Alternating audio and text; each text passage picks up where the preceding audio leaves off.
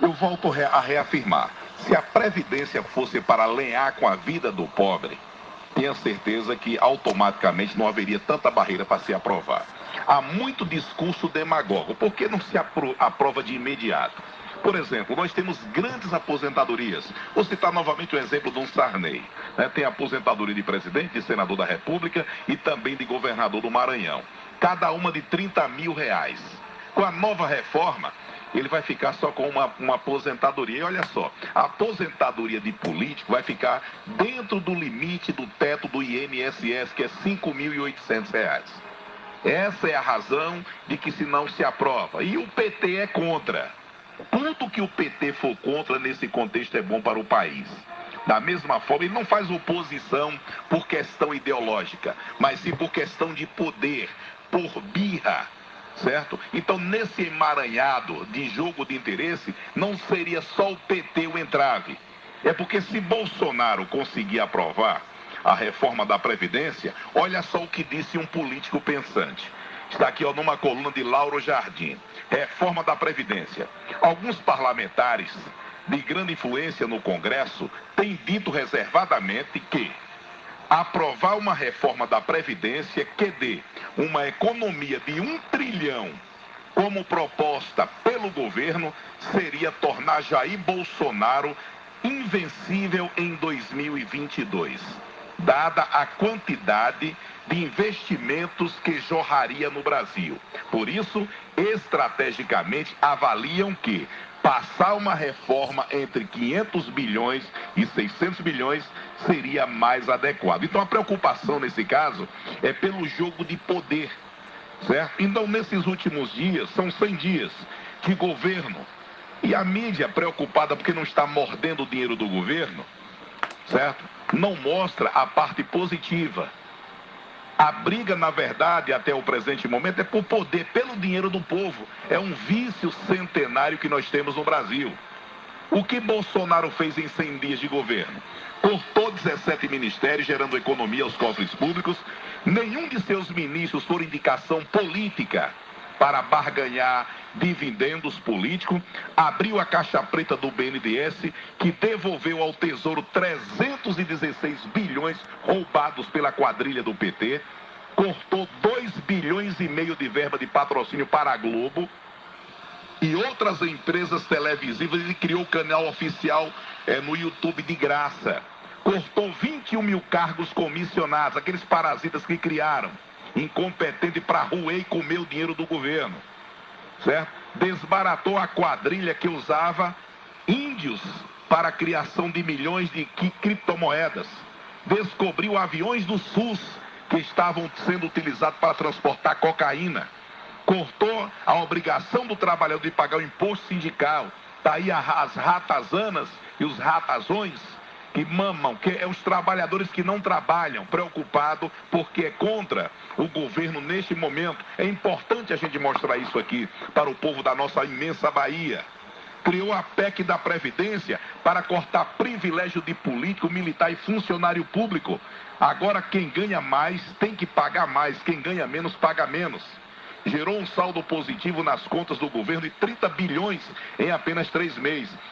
Mudou essa lei Rouanet, a lei da mamata. O artista que defendia o governo é porque estava roubando, mamando nas tetas do governo. Não estava defendendo porque o governo era bonito. Compreendeu? Mudou agora um decreto a validade da carteira de habilitação de 5 para 10 anos. É uma proposta também dele importante. Esse negócio de 5 anos renovar a carteira é maneira de o governo lhe roubar, você gastar dinheiro. Acabou com as lombadas eletrônicas, aqueles pardais eletrônicos que tem nas rodovias federais, estão sendo desligados. Aquilo ali não é preocupação com a velocidade do seu carro, não. Todo governador sabe que quem compra um carro de 20, 30, 40, 50 mil, pouco se importa de pagar uma multa de 200, 300 reais. Isso é todo dia e toda hora. Ninguém está preocupado com a sua velocidade, quer lhe roubar. Certo? Essas lombadas eletrônicas, essa indústria da multa que existe no Brasil, só para esclarecer melhor a situação, certo?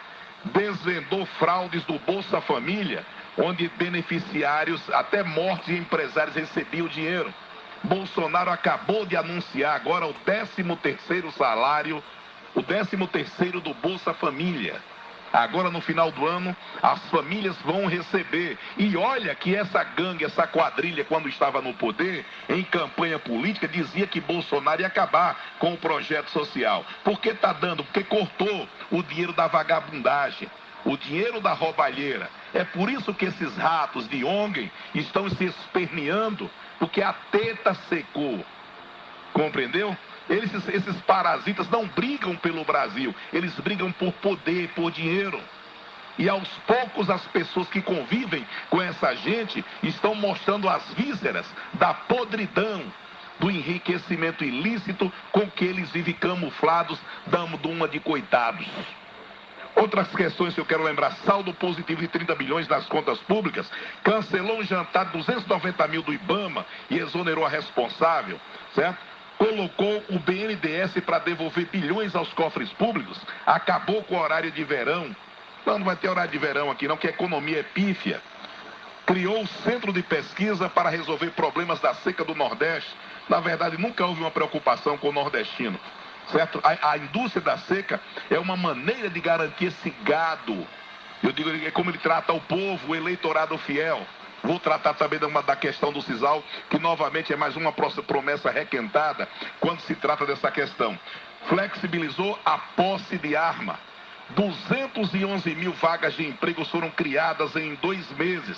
Na verdade, é um recorde. A Bolsa de Valores bateu 100 pontos nos primeiros, pela primeira vez na história. Então, o que a gente observa é que nunca houve uma preocupação tão grande com o início do governo, porque como não tiveram com outros governos. O problema é que cortaram na cepa, certo? Não é só PT não, muitos partidos perderam a mamata.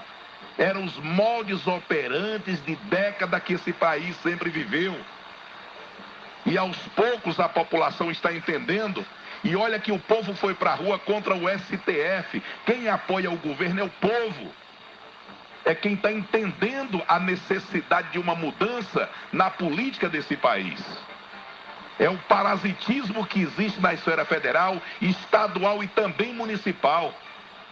Certo? É as empresas laranjas que existem em nome de terceiros. Quando alguém se passa por despercebido, sugando o erário público em nome de uma causa própria. Meus amigos, eu quero também aproveitar aqui o ensejo para falar sobre uma outra questão. Olha, novamente apareceu em nossa região pessoas falando sobre sisal. Pode prestar atenção.